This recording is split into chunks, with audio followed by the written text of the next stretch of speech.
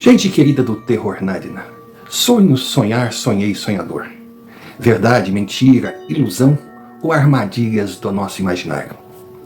Viagens a universos paralelos ou o desbravar do desconhecido. Assista o vídeo até o final e tire suas conclusões.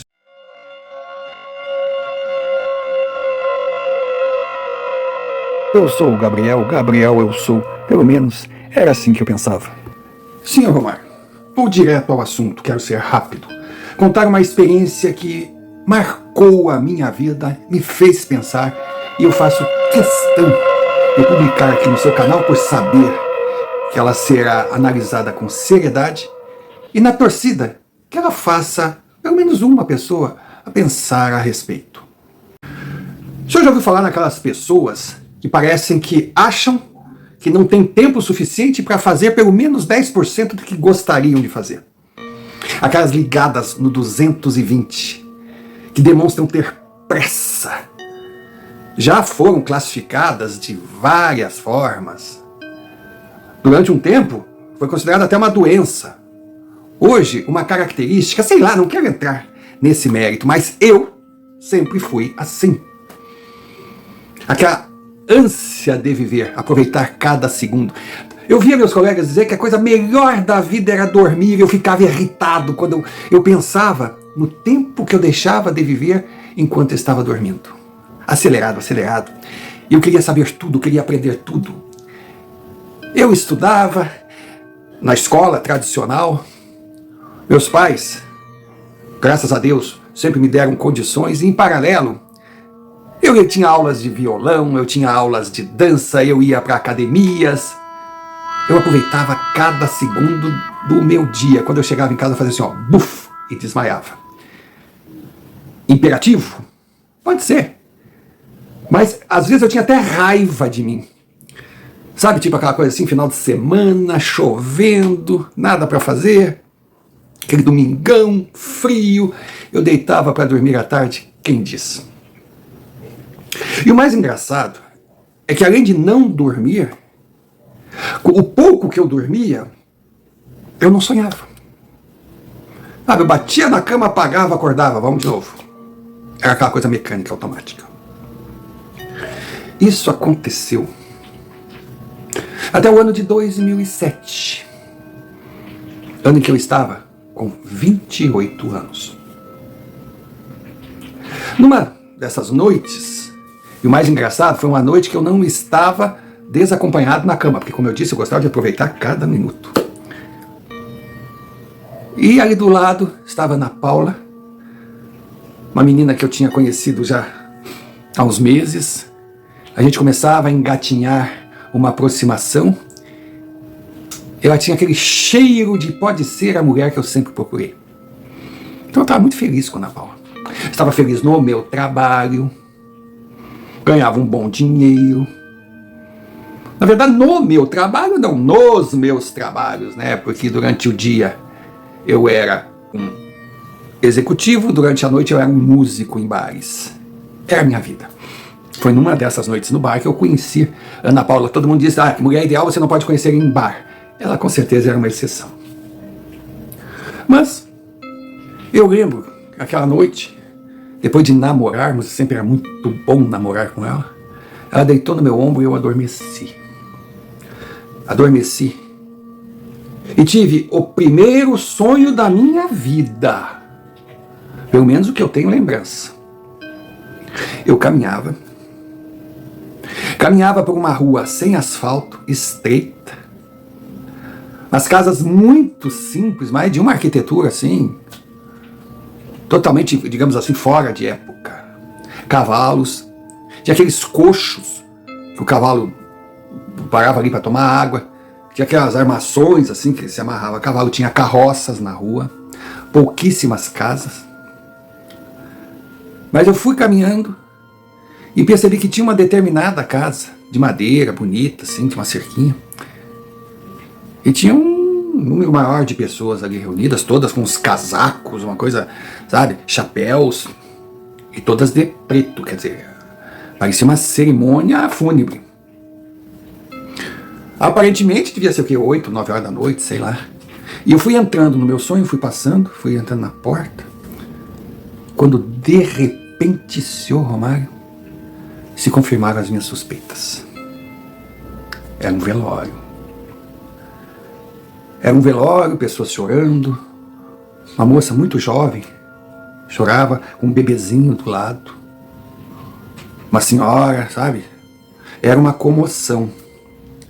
E eu parado ali, eu ficava imaginando, ouvindo ou imaginando, sei lá, as pessoas comentando, poxa, tão jovem, sempre trabalhou com animais, poxa, ele era um expert, um cavaleiro, sabe, dos melhores, sempre trabalhou no arado.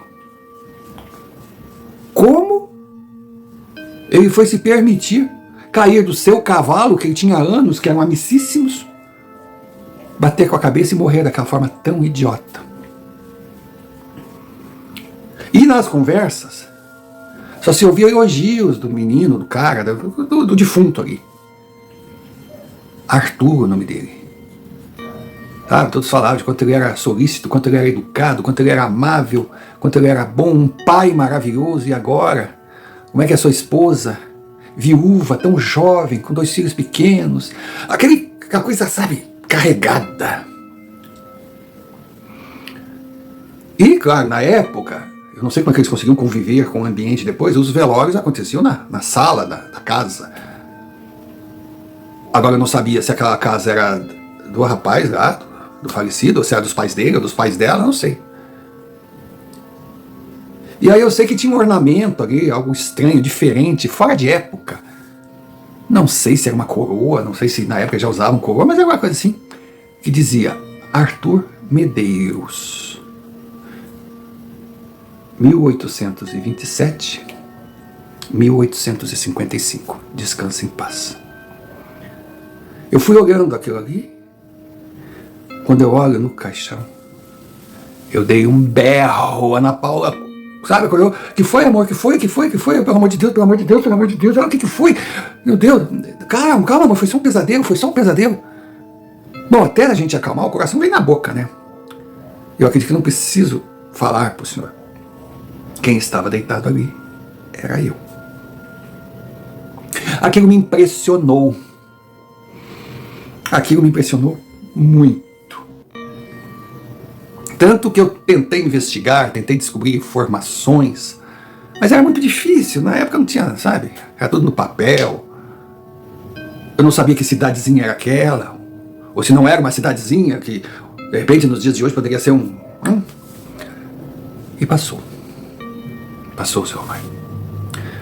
Passou eu naquela correria, trabalhando muito. E eu tinha uma viagem marcada. Eu tinha que viajar a trabalho. E era uma viagem assim que, se desse tudo certo, eu ia crescer demais na minha profissão. Eu estava todo empolgado com a viagem. A Ana Paula me dava uma força terrível. Eu tinha que preparar umas pastas, uns projetos. Coisa da profissão, não vou entrar em detalhe aqui. Aí passa um tempo. Esse pesadelo, esse sonho, foi ali por fevereiro. E de repente, a coisa meio que... Para quem tem muita coisa para fazer, a obsessão tem prazo de validade. Eu fui esquecendo, naturalmente.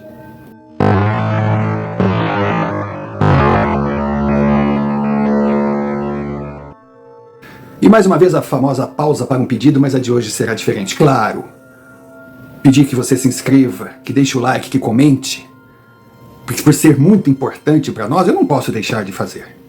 E também dizer que se você achar que a gente merece, nos envie um Pix, ou direto pela chave, ou com o QR Code aqui que está na tela, também é algo fundamental na nossa sobrevida. E muito mais, não posso esquecer de agradecer a quem nos envia suas experiências via e-mail aqui embaixo. Só que essa pausa será diferente, eu tenho mais um pedido para fazer, porque está muito estranho. Eu tenho recebido de muitos amigos, de muitos inscritos, a notícia que eles estão, sabe, o YouTube está tirando eles da relação de inscritos de uma forma aleatória. E eu tenho percebido também que o número de inscritos empacou, sobe um pouco, volta, sobe um pouco, volta. Parece coisa de automático, coisa de algoritmo. Não quero fazer nenhuma acusação, mas por favor, eu peço que se você chegou até aqui, ao terminar de assistir o vídeo, olhe se ainda está inscrito. Se não estiver, renove a sua inscrição, porque você pode ser mais um que está na lista, que está sendo retirado sem saber do que está acontecendo. Dito isso, voltemos ao relato. Então era um ano corrido. Era um ano no estilo que eu gostava. E ali no mês de abril, eu lembro como se fosse ontem, essa é nova. Conversei com a Ana Paula por telefone, aí desligamos. Eu fui dormir porque no outro dia eu tinha que acordar cedo porque tinha um compromisso. Não lembro exatamente o que era, porque não dava para guardar tudo. E aí, seu Romário, eu deitei, dormi. De repente, lá estava eu novamente, caminhando por uma ruazinha ajeitadinha, não era asfaltada, mas era de pedras. E aí tinha alguns automóveis, mas aqueles automóveis gigantões, aquelas lanchas, e não eram muitos não. Sabe, aqueles Fords, aqueles Chevrolets, mais pareciam tanques de guerra. E mesma cena, Romário, quando eu vejo, eu estava diante de uma casa, estava acontecendo um velório. Eu fui entrando, a casa era maior, era de alvenaria, tinha muito mais pessoas, mais uma comoção, talvez comparando em níveis quantitativos, era maior que a do sonho anterior, mas o sentimento, a pureza, era o mesmo. Aí eu ouvindo, as pessoas comentam em silêncio, uns choram, outros, né? E vi um senhor, com todos tentando consolá-lo. Ele dizia que a culpa era dele, porque o seu filho mais velho, o Miguel tinha aquela coisa com, o rock, sei lá. E ele insistiu tanto para o pai, que o pai o ajudou a comprar uma moto. E ele sofreu um acidente fatal. Nossa, eu senti a dor daquele pai. E eu fui caminhando, ali eu vi um caixão assim, muitas flores, muitas coroas. E ali estava Miguel Silveira, Nascido em 1931, falecido em 1959. 28 anos. E quando eu me aproximei, eu dei um grito, um berro. Acordei sozinho em casa, suando, desesperado. Pois quem estava ali, eu tinha certeza que era eu. Seu Romário, eu não quis comentar mais. Com a Ana Paula, eu não quis comentar mais com ninguém. Eu tinha que tocar minha vida, eu tinha que trabalhar. Aquilo me incomodava, mas tanto fazia. Aí o tempo foi passando. Estava chegando o mês de julho, que seria o mês da minha viagem. Aí eu estava cansado, era aquele ano, sabe? Mas ia dar tudo certo. Ia dar tudo certo. Nossa, quando eu comprei aquela passagem, eu digo, meu Deus do céu, está acontecendo, vai acontecer. Eu mereço. E aí, saí para dançar com a Ana. Ela gostava muito de dançar. Ela é maravilhosa, sempre foi. Foi o dia que eu, todo assustado, todo preocupado, será que eu vou levar um não, meu Deus do céu? Mas eu já tinha até comprado o anel. Aí nós paramos de dançar, fomos numa mesinha, cantinho assim, eu já tinha programado tudo com o garçom. Aí ele chegou, botou a conta e deu uma caixinha bem discreta para ela. Eu falei, o que é isso? Oferta da casa. Ela, ai, que gentil. Aí eu disse, ué, eu não tenho direito? O garçom sorriu. Você vai ganhar algo muito mais valioso. Aí eu ri para ele. Ela foi, abriu, era aliança. Ela deu aquele sabe, aquele pulo, aquele susto. Eu olhei para ela, nervoso, cheio de lágrimas, e perguntei: você quer casar comigo, senhor Romário? Sabe aquela fração de segundos que parece anos? Ela falou: claro, meu amor, e veio para cima de mim. Eu digo: ai, graças a Deus. E aí ela botou a aliança: ai, porque não sei o que, eu vou ligar para fulano, vou falar com o Beltrano, vou falar. Não, vou fazer o seguinte, vamos deixar. Eu quero falar com teus pais também. Mas vou deixar para quando eu voltar de viagem. Porque eu não sei como é que eu vou voltar, né? Vou voltar com um homem que realmente vou ter condições de bancar um casamento. Ou se eu vou continuar nesse meu saláriozinho morando aqui. Porque o meu projeto dizia até uma mudança de cidade. Ela: não faz mal, pode ser o que for, eu te amo, meu amor, e coisa de... ah, graças a Deus, ela gosta de mim pobre, pelo menos eu não vou ficar com essa dúvida. Tá. Aí fomos para casa. Eu dormi e sonhei. Eu sonhei comigo passando de carro numa rua muito escura, quando eu vi do alto assim um cemitério. Sabe, uma neblina, aquela coisa bem, sabe, aquela lua. Aí eu vi isso também, um monte de gente reunida ali. Aí eu fui lá pela curiosidade, eu estacionei. Aí fui entrando. Senhor Romário, eu olhava aquelas pessoas em volta assim, chorando. Parecia que eu as conhecia, mas era uma coisa meio... Era um velório que estava acontecendo ali no cemitério. Aí tinha várias salas, mas o único velório era aquele. Aí eu fui entrando assim, e de cara eu vi aquela coroa. Imagina o berro. O caixão estava vazio, mas estava escrito: Gabriel Alencar, 1979-2007. Eu entrei em desespero. Eu entrei em parafuso. O que é isso? O que é isso? O que é isso? O que é isso? Não é possível, não estou imaginando coisa, não é possível, não é possível, ainda não sabia o que dizer. Sabe, eu surtei. Eu surtei e tomei uma decisão. Fiz tudo em silêncio e não falei nada para ninguém. Aí na véspera da minha viagem, chegou lá em casa: ué, não fez as malas ainda? O que está acontecendo? Pô. Eu disse: eu não vou mais. Como não vai? O que é isso? Tá louco? Você trabalhou tanto para isso? Eu digo: eu não vou mais. Mas tu não pode abrir mão do teu futuro. Mas eu não abri mão do meu futuro, eu não abri. Eu liguei para eles e pedi um tempo, dizendo que eu estava com um problema de saúde, e eles concordaram, eles adiaram para a semana que vem. Eu já transferi minha passagem, não vai ter problema nenhum.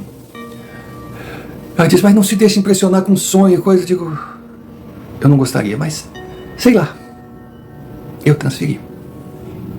Ela, como respeitava a minha opinião, ela, como era uma pessoa, ela veio até me consolar, dizer que eu devia procurar um especialista, devia, sabe, procurar um centro, um padre, um médico, ver o que era aquilo. Eu digo: não, deixa.